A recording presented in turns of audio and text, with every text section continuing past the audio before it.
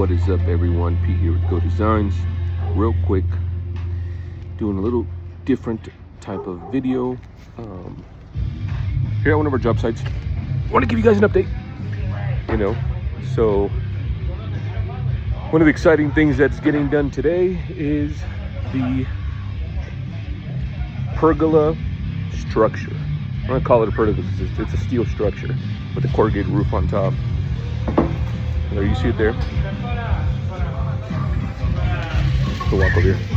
Little change in scenery, guys, as far as the music goes. I'm tired of the Mexican music, which is good too. But since Danny Campbell's here, he's a rocker. Change the music a little bit. There's Danny Campbell. He's our certified welder. Whenever we're doing these type of steel structures, we're always hiring him to get things done. But little backstory or a little description about this pergola.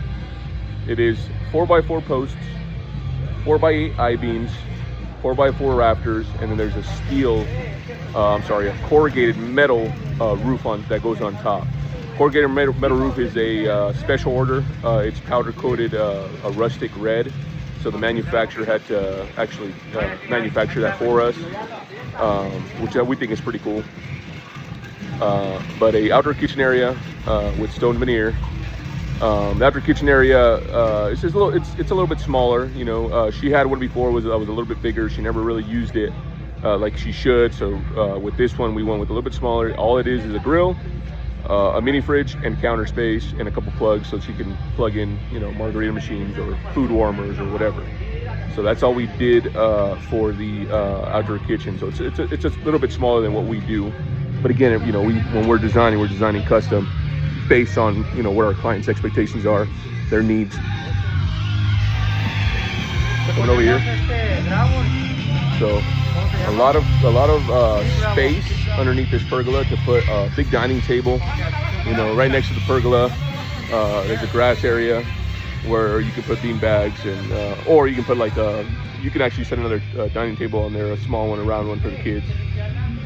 But steps, as far as transition, we have lights in all the steps, so you can actually hang out here at night. Same thing on all these steps that go up here. Her front door is up there, so you walk out of her front door, you walk down the steps, and then you access the lounge or the hangout area down here. Check out these H.R. Smith. H.R. Smith, or their can't remember the exact brand off the top of my head, but they're S.R. Smith. I'm sorry, they're S.R. Smith.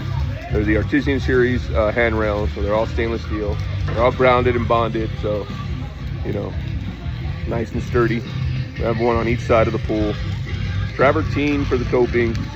If you guys have watched our videos, you know why we do stone coping. We like to do stone coping. We're also doing some landscape around here, guys. Not much, very minimal. She had landscape before. She didn't want to have to maintain it. The pool as well, guys. We made it smaller. It was a 50-foot long pool. It was a lap pool, so she would actually run laps, back and forth. Made it a lot smaller. It's still a big pool in retrospect. We did add these this sun deck. This sun deck wasn't here. Steps into the pool, swim area. We added that bench over there, just in case someone wants to hang out over there, or they get tired of swimming. They're in the deep end. They can swim to the bench area. On the back of the pool, guys, I'm gonna walk you guys over there. Again, the shell was here, guys. It was an existing pool, remodeled. But again, we added the sun deck, we added the bench, we added this pool wall. So basically, we had to demo out the back of the pool, re-steel it, rebar it, reshoot it, tie it back into the existing shell. And on the back side, you see over here, on the back side, we actually drilled holes at the bottom of this portion of the shell for drainage. We notched out squares at the bottom of the pool for drainage. But this is going to be a big grass area. So if you really wanted to, you could get a run start and dive into the pool. But this, just another area for play for the kids and grandkids. Over here, race planter for vegetables. But yeah, everything's looking good, guys. We also did new pool equipment, so stay tuned. We're excited about this one, finishing this one out. The pergola does get painted, so we're going to be doing a primer coat and then a outdoor steel black color for the steel. So what else? New pool equipment. We did new pool equipment. You walk over here, see our heater, our new heater, new cartridge filter. We went to the cartridge filter on this one. New pump. No spa, so the heater's to heat up the pool. We don't have a spa on this one. Let's come over here. Another cool thing that we did about this one, guys, is the drainage.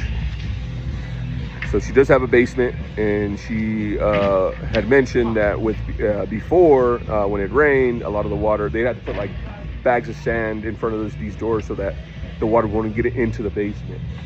So we fixed that. We did a bunch of underground drains. We also sloped the yard properly. There's in this little planter here, there's a drain.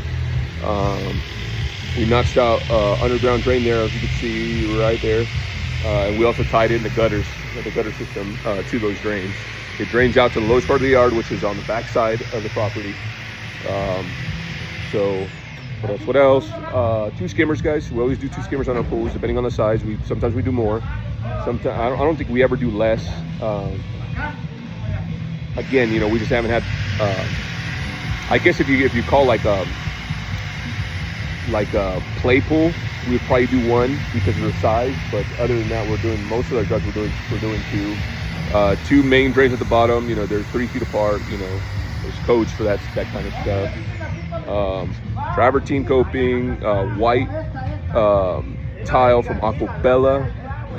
Which is a new product that we found just at the end of 2025 that we wanted to use. So we went and met with the manufacturer, and so he shipped us some samples, and we're starting to spec that out. What else, guys? Underneath the pergola, guys, there's going to be 2 ceiling fans, so you can actually hang out underneath. So we'll have switches where she can turn on her ceiling fan, turn on her lights underneath her pergola, and really hang out at night. There is 2 lights also in this pool. So there's a light there, right there, and then there's another light on this wall over here. Architectural series Pentair lights, color changing, so she can actually change the mood. Let's see, what else? I think I walked you guys through the gist of it. But as far as the design for the backyard, guys, it's very minimal as far as what we wanted to accomplish. But very functional. She wanted more space for tables and chairs. She wanted more space for chase lounges. She wanted a space for the kids to play. Nothing too over the top as far as materials go. We're also on the pool. We're doing Pebble Tech. We like to do Pebble Tech. We don't do anything else. Pebble Sheen. I think it's called Blue Granite. It's the color. But yeah, very, very. I would say standard stuff here. Her most important part was function. She wants to be able to use it. So that's what we went for. The pergola. Originally we had it cedar. She wanted steel. She felt like the cedar eventually warped and cracked, which it doesn't. That's why we like to use cedar. But she was still concerned about the lumber. So we went with the steel pergola, which was probably a little bit more expensive. But it's quarter-inch steel. It's going to last 200 years. I mean, that pergola is probably going to be here longer than the house. So the house probably fall apart before that pergola does. What else? I think that's the gist of it, guys. Drainage, functionality, scale.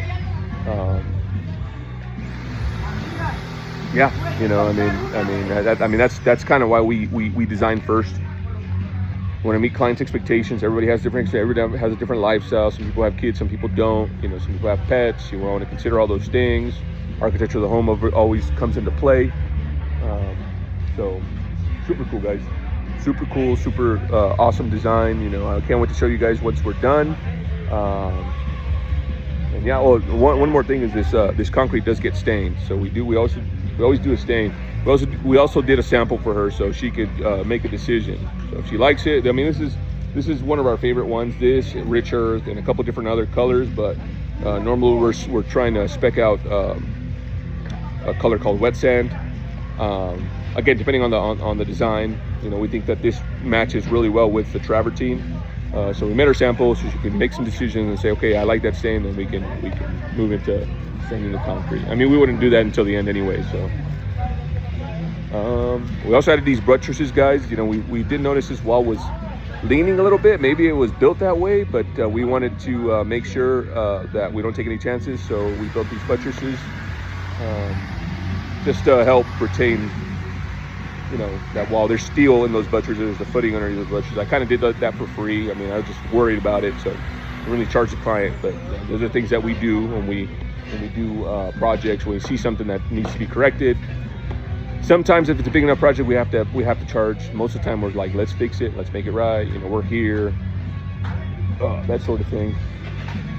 But yeah, other than that, man, you know, we're almost done. You know, I'll find out when we're gonna plaster this pool. We usually plaster it at the end. That way there's no moving parts. There's nothing that could actually fall into the pool and stain the plaster. So plaster is usually the last thing we do. Then we start filling up the pool, turn on the pool equipment, all that good stuff. So stay tuned, guys. I would say give us about another week and we'll be out of here, you know. A week for all the main stuff, maybe 2 weeks for all the detail work. Sometimes we have to come back and fix little things here and there, you know. I mean, it's always normal. So I would say a week, guys, and I can take another video and show you guys the finished product. So stay tuned. Talk to you guys later.